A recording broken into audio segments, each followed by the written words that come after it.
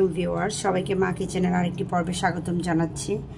Viewers, এই লোভনীয় স্বাদের ছোট মাছের তরকারি কার কার পছন্দ বলেন? আমার তো মনে হয় এমন কেউ নাই যে এরকম স্বাদের তরকারি পছন্দ করে না। একদম ঝাল ঝাল করে আলু দিয়ে আমি ট্যাংরা মাছের চচ্চড়ি করেছি, দেখতেই পাচ্ছেন। আর এই মজার তরকারিটা হলে আর কিছু লাগে? চলুন তাহলে দেখে নিই কীভাবে এই মজাদার এই রেসিপিটি তৈরি করা যায়। আমি একটা প্যানের মাঝে তেল দিয়ে দিচ্ছি। তেলটা আপনার আন্দাজ মতো নেবেন, যেহেতু তেল কেউ কম পছন্দ করে, কেউ বেশি রান্নাতে ব্যবহার করে। তেল ঝাল সবসময় নিজের পছন্দ অনুযায়ী নেবেন। এখানে আমি 1/3 কাপ পরিমাণ তেল নিয়েছি। তেলটা ভালোভাবে গরম করে নিচ্ছি। তেলটা ভালোভাবে গরম হয়ে গেছে। এর মাঝে দিয়ে দিব আমি 5-6টা কাঁচামরিচ মাঝখান থেকে একটু চিড়ে নিয়েছি।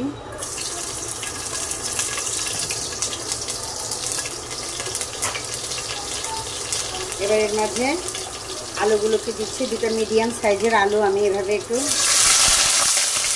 মোটা মোটা কোমর করে কেটে নিয়েছি।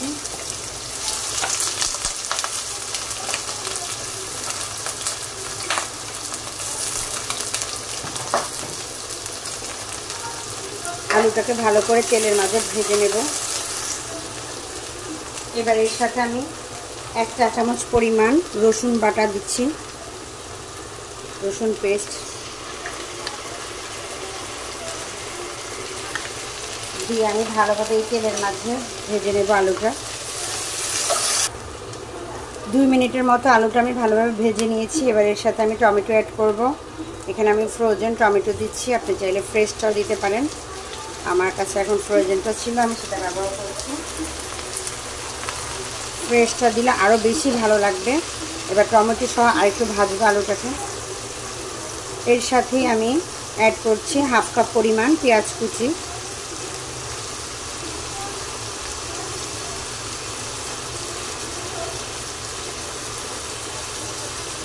এবার এই সবগুলোকে ভালোভাবে ভেজে নেব। কিছুক্ষণ ভাজার পরে এবার এর সাথে আমি একে একে মশলা অ্যাড করব। 1 চা চামচ পরিমাণ হলুদের গুঁড়ো দিচ্ছি, 1.5 চা চামচ পরিমাণ মরিচের গুঁড়ো দিচ্ছি। আমি আবারও বলছি, ঝালটা আপনার পছন্দ মতো নেবেন। 1/2 চা চামচ পরিমাণ টালা জিরার গুঁড়ো, স্বাদ মতো লবণ দিব।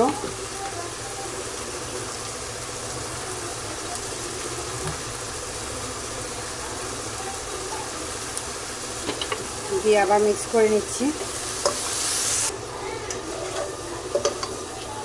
এভাবে এই তেলের মশলার মাঝে এটাকে একটু নেড়ে চেড়ে, দেখতেই পাচ্ছেন, কষিয়ে নিচ্ছি। কালারটা দেখুন কতটা সুন্দর এসেছে।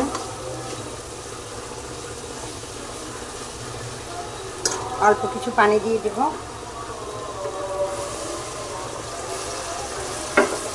হাফ কাপের মতো পানি দিয়ে মশলাটাকে মিক্স করে নেব ভালোভাবে।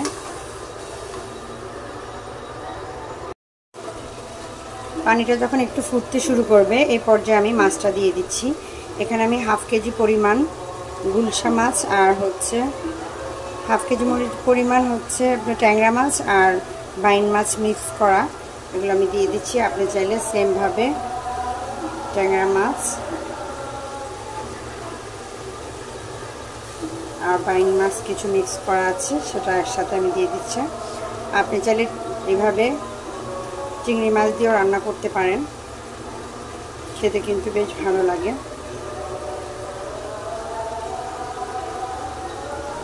দিয়ে আমি চুলার আঁচটা লোতে রেখে মাছের সাথে আলুগুলোকে মিক্স করে নেব। এভাবে আলতো হাতে একটু মিক্স করে নিচ্ছি, যেহেতু মাছটা যখন একটু ভাপ হবে তখন কিন্তু এটা নরম হয়ে যাবে, মিক্স করা যাবে না। তাই এখন এই পর্যায়ে হালকা আলতো হাতে মিক্স করে আমি এটাকে ঢাকনা দিয়ে ঢেকে দিব, যাতে করে এই অল্প মশলায় মাছটা কষানো হয়ে যায়।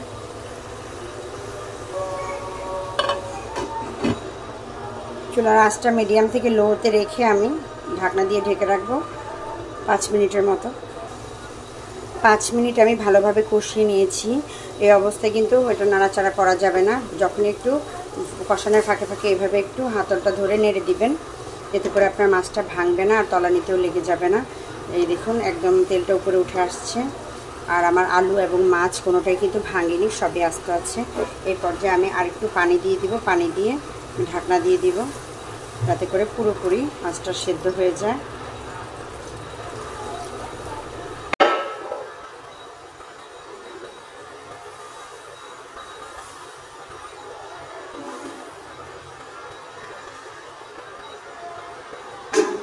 এভাবে একটু নেড়ে চেড়ে নিচ্ছি মিক্স করে।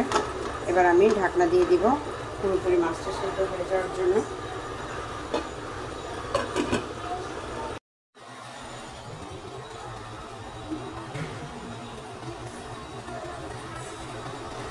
দেখতেই পাচ্ছেন আমার মাছটা হয়ে গেছে। আমি ঝোলটা জাস্ট এরকম মাখা মাখা অবস্থায় নামাবো, খুব বেশি ঝোলও নেই, খুব বেশি আবার মাখা মাখাও না। এই অবস্থায় আমি এখানে ধনে পাতা দিয়ে দিচ্ছি। মাছটাও সেদ্ধ হয়ে গেছে, আলুগুলোও ভালোভাবে সেদ্ধ হয়ে গেছে এবং সব কিছু কিন্তু আস্ত আছে, ভাঙেনি কোনো কিছুই। এই পর্যায়ে ঢাকনাটা দিয়ে রেখে দেবো। আমি ধনে পাতা দেওয়ার পরে এই যে ঢাকনা দিয়ে রেখে দিচ্ছি, যাতে করে ধনে পাতার যে ফ্লেভারটা আছে সেটা ভালোভাবে মাছে যায়। আমার মাছটা পুরোপুরি রান্না হয়ে গেছে। আশা করি রেসিপিটি সবার ভালো লেগেছে। ভালো লাগলে অবশ্যই বাসায় ট্রাই করবেন, কেমন হয়েছে আমাকে জানাবেন। এমন লোভনীয় স্বাদের মাছের তরকারি কে কে পছন্দ করেন অবশ্যই কমেন্ট বক্সে জানাতে ভুলবেন না। সবাই ভালো থাকবেন, সুস্থ থাকবেন। আল্লাহ হাফেজ।